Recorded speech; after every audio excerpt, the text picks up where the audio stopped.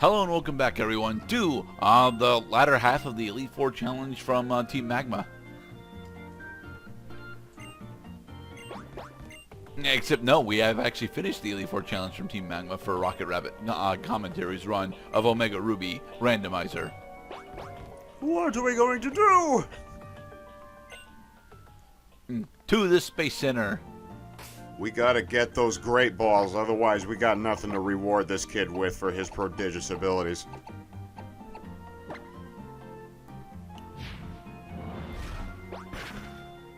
So what's new in the world of Cloud as we go back to the Space Center in order to do a plot exposition? Well, in yet another episode of the Pandemic Chronicles, I put myself under voluntary quarantine for the second time. So that is a thing right now. I decided that even if I want to see people who are probably well, I'm probably going to be protected. Okay, then. So it's one of those days. And then, you know what? I find that it's swell that I get to play a game like Bloodborne, where based on, like, 20th, 19th century, like, doctor face mask wearing stuff because they realized that bacteria was a thing, and infection was a thing, and respiratory illness and pneumonia was definitely a thing, that they probably wanted to wear face masks while slaying beasts.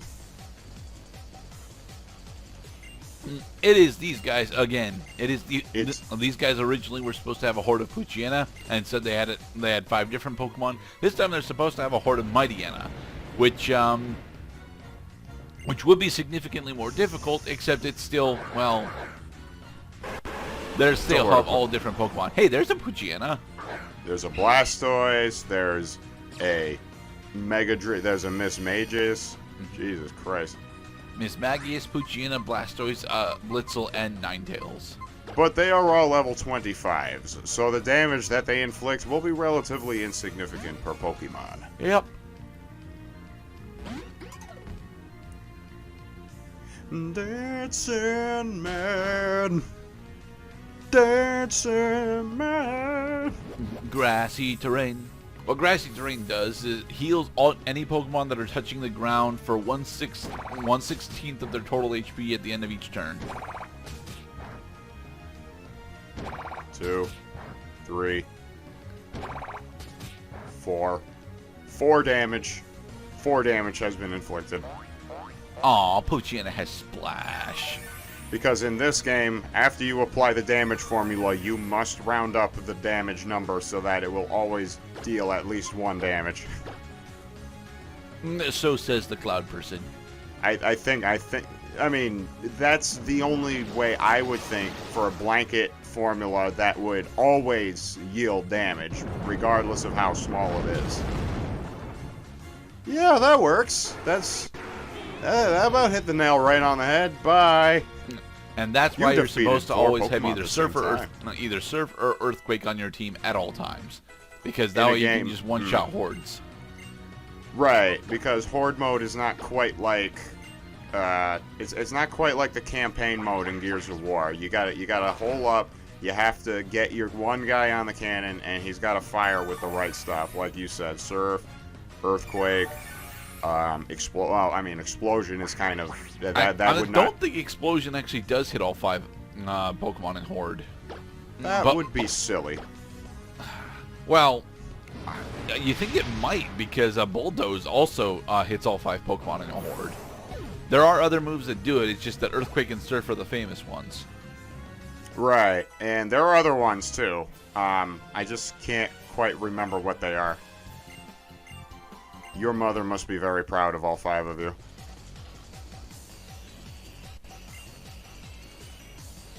Yeah, we never actually found out anything else about the Hoenn Rangers. They actually have an advertisement at the top of the Lily Cove department store, but I don't think that they actually appear in game at all, even if you bother to watch the TV. We would like to fight. Hey, Courtney.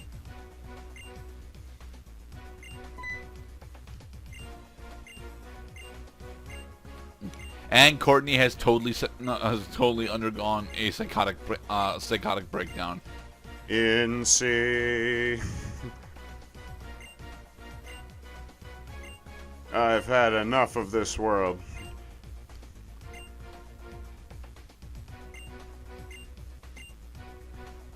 Oh, we're in for a big Pokemon battle.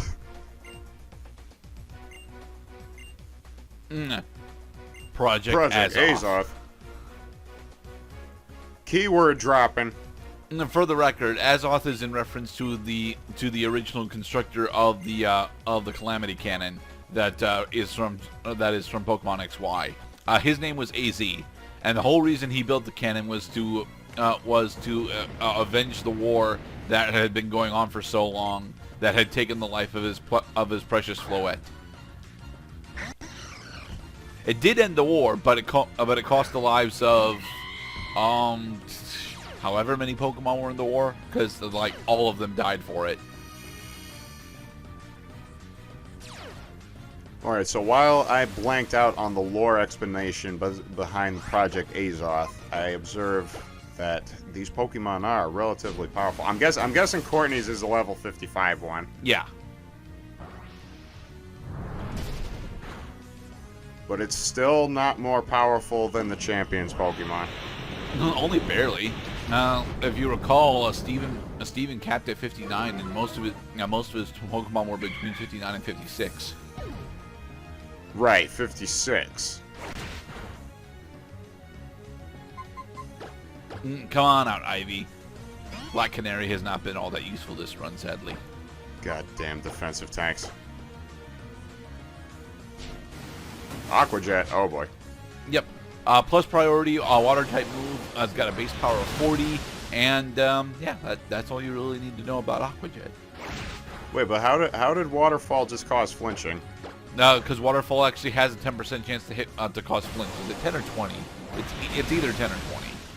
That's not the Waterfall I know. Yes, it is. Waterfall as far back as Gen 2 at the very least, Waterfall always had a chance to inflict flinch. But if you will recall, Waterfall used to be the signature move of Goldeen and Seaking, and I'm not sure if there it had a chance to cause flinch or not. It probably did. Jesus Christ, it's Mew. It probably didn't, is the thing.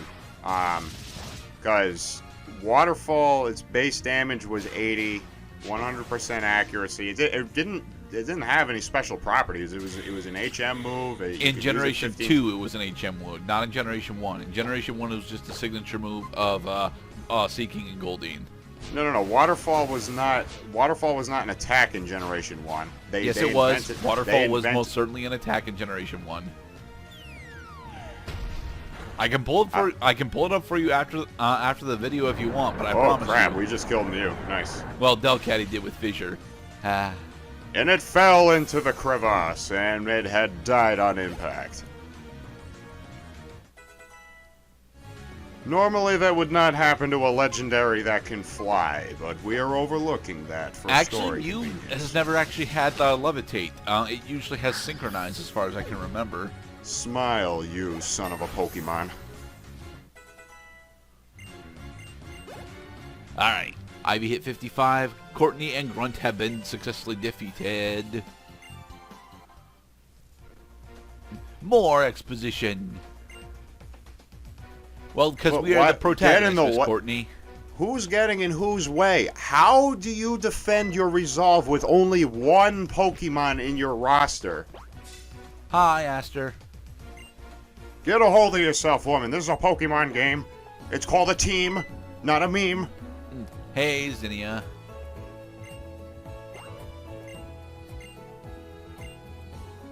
Now it's my turn to commandeer the Doomsday Machine. Yep.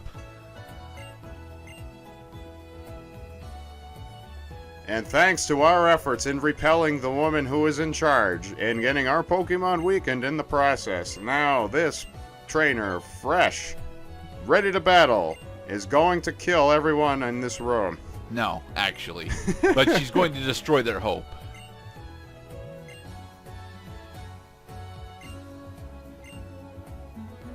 Yeah, this is where it gets plot dumped on us that yeah, Zinnia is actually from the original Ruby and Sapphire games.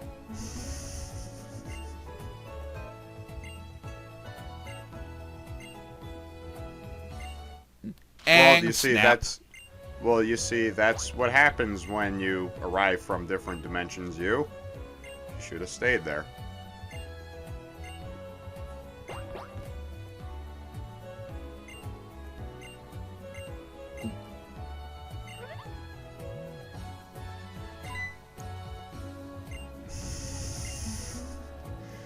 Swipe the Mega Stone.